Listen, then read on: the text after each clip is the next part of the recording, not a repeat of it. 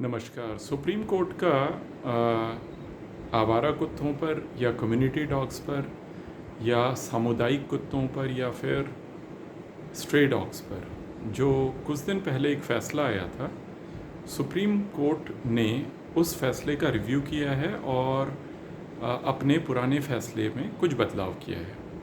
जैसा कि आपको पता है, पुराने फ़ैसले में जो अभी 2 हफ्ते पहले करीब आया है, उसमें सुप्रीम कोर्ट ने यह कहा था कि दिल्ली एनसीआर क्षेत्र में जितने भी स्ट्रे डॉग्स हैं उनको शेल्टर्स में शिफ्ट किया जाए और उनको वहीं रखा जाए।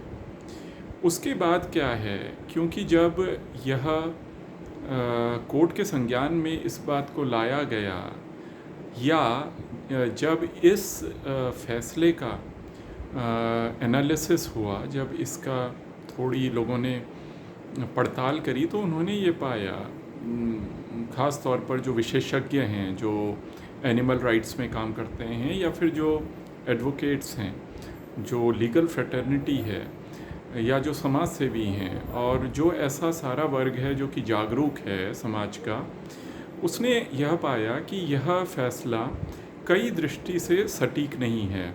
यह विधिक दृष्टि से भी सटीक नहीं है, यह सामाजिक दृष्टि से भी सटीक नहीं है और यह फ़ैसला व्यवहारिक भी नहीं है। तो उसके बाद यह जब कोर्ट के संज्ञान में आया तो उन्होंने इसमें रिव्यू अलाउ किया और अब इसमें कोर्ट ने अपने पुराने फ़ैसले में कुछ बदलाव किया है। तो बदलाव क्या है? अपने नए फ़ैसले में सुप्रीम कोर्ट ऑफ इंडिया ने ये कहा है कि जितने भी स्ट्रे डॉग्स हैं एनसीआर एरिया में, और वो क्योंकि अब सुप्रीम कोर्ट का एक फ़ैसला है तो वह पूरे देश पर लागू होता है, तो सुप्रीम कोर्ट का ये कहना है कि जो भी स्ट्रे डॉग्स हैं उनको उनका आप स्टरलाइजेशन करवाइए, नसबंदी करवाइए और उनको ट्रीटमेंट दीजिए। बीमार जो पशु है उसको आप ट्रीटमेंट दीजिए और आप उनको ट्रीटमेंट देने के बाद, उनकी स्टरलाइजेशन कराने के बाद जहाँ से आपने उनको पिक किया है वापस वहीं पर ही छोड़ दीजिए। ये जो फ़ैसला है इसका मिक्स तरीके का रिस्पांस आया है लोगों से। लेकिन आइए अब हम क्या इस फ़ैसले के बारे में सोचते हैं, इसमें आपसे एक संक्षिप्त सी चर्चा कर लें। देखिए, जैसा हमने बताया कि जो पहला फ़ैसला था वह कई दृष्टि से सटीक नहीं था। उसमें न केवल कई कानूनों की अवहेलना कर दी गई थी, जैसे एक एबीसी रूल्स 2023 हैं जो कि ये क्लियरली बताते हैं कि अगर आप किसी जानवर को उसके ट्रीटमेंट के लिए, उसके स्टरलाइजेशन के लिए, नसबंदी के लिए या किसी और कारण से आप जहाँ से उसको उठाते हैं, तो ट्रीटमेंट के बाद, वैक्सीनेशन के बाद, नसबंदी के बाद आपको उसकी ही जगह पर उसको वहाँ छोड़ना है। जहाँ से आपने उसको उठाया है वहीं पर बैक उसको रिहेबिलिटेट करना है। और यह न केवल एक साइंटिफिक अप्रोच है बल्कि यह इसलिए भी किया जाता है क्योंकि ये एनिमल राइट्स को तो देख ही रहा है, साथ में ये साइंटिफिक भी है। साइंटिफिक इसलिए है क्योंकि जब आप किसी जगह से जानवर को पिक करते हैं और वहाँ पर उसको वापस नहीं छोड़ते, तो वहाँ पर दूसरी जगह का जानवर आ जाता है और वह उस जगह को घेर लेता है। तो इससे नुकसान ये होता है कि जो जानवर आपने वैक्सीनेट किया है, स्टरलाइज किया है, वह जानवर तो आपने हटा दिया, लेकिन एक नया जानवर जो कि वैक्सीनेटेड नहीं है वो वहाँ पर जब आता है तो वह फिर से मतलब बीमारी और इस तरीके का खतरा उत्पन्न कर देता है। तो तरीका क्या है? तरीका ये है कि आप जब किसी जानवर को उठाएं, उसको आप वैक्सीनेट करें, प्रॉपर उसको टैग पहनाएं और उसको चिन्हित कर दें, नंबर दे दें, जिससे कि जब आप उसको बैक वहाँ पर लाएं तो आपको ये पता हो कि इसका वैक्सीनेशन अब फिर कब ड्यू है या फिर इसको स्टरलाइज कब करना चाहिए।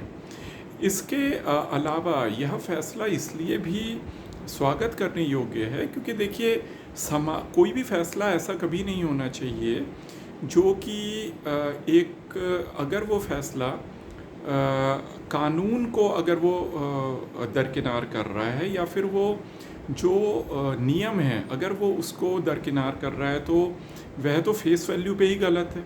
जो पुराना फैसला था उसमें हमने आपको बताया था कि वह फैसला इसलिए भी गलत था क्योंकि जब उसमें जो जो माननीय जो न्यायाधीश थे उन्होंने यह बोला कि आप फ़िलहाल के लिए नियमों को दरकिनार करिए। देखिए, यह हमारा देश कानून के हिसाब से चलता है, आपको कानून को ही के ही हिसाब से अपने फैसले को देना है।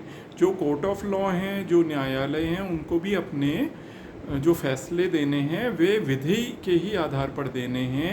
अगर कोई फैसला विधि संयत नहीं है, विधि आधार पर नहीं है, तो वह फैसला ही गलत है। और इसी कारण आप ये देखिए उस वाले फैसले में हमने बदलाव भी देखा है।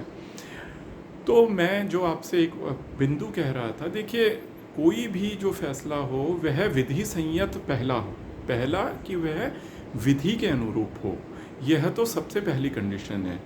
दूसरी कंडीशन क्या है कि वह विधि संयत हो, और साथ में ऐसा भी हो कि यह भी देखा जाए कि वह समाज को खेमों में ना बांटे।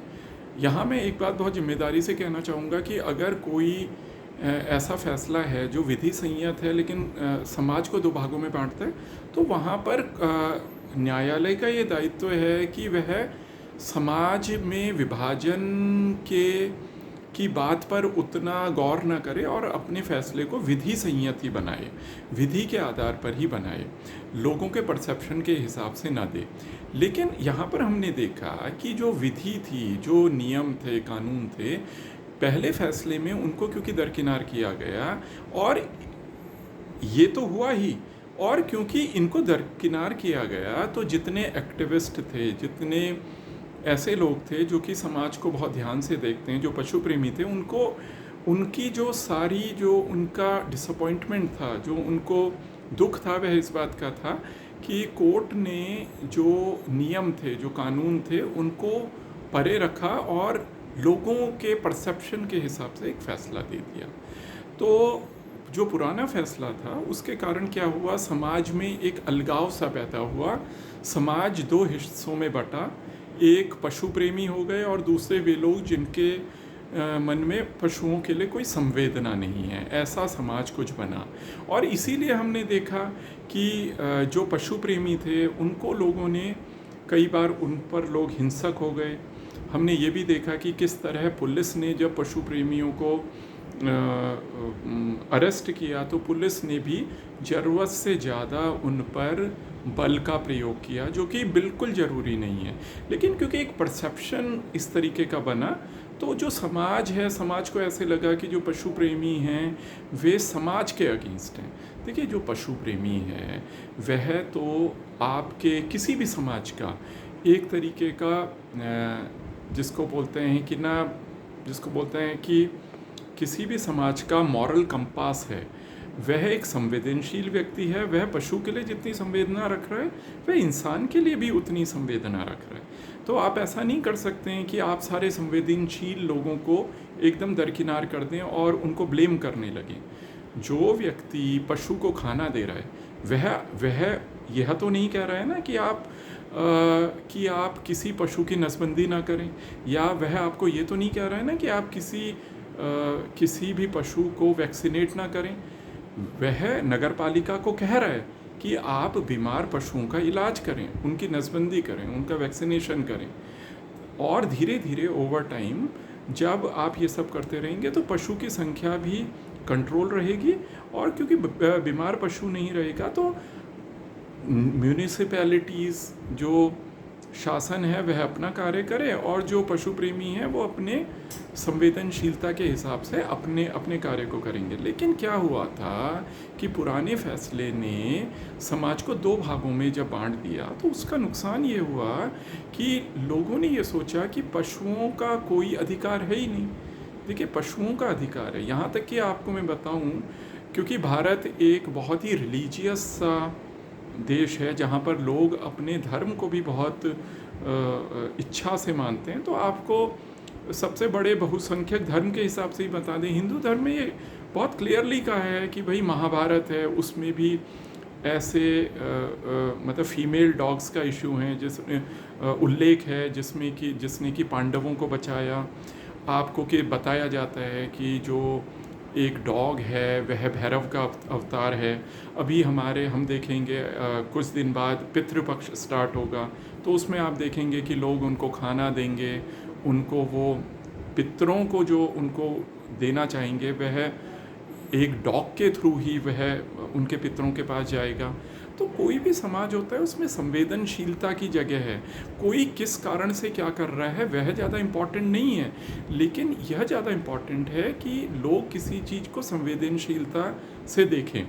इसके तो वह जो फैसला था उसमें समाज को दो भागों में बांटने का एक वो हो गया था, एक डर था कि उसमें दो भागों में बंट रहे हैं लोग। जो पशु को खिला रहा है वह बहुत चीज़ कर रहा है, वह अपने समय को लगा रहा है, वह अपने धन संसाधन अपनी कई बार अपना जीवन भी लगा रहा है। तो उनके लिए ऐसा सोचना। और एक बात बताइए, ऐसा कौन सा व्यक्ति है जो कि किसी इंसान का जब एक्सीडेंट होता है भागता नहीं है और उनके लिए एम्बुलेंस बुलाता है?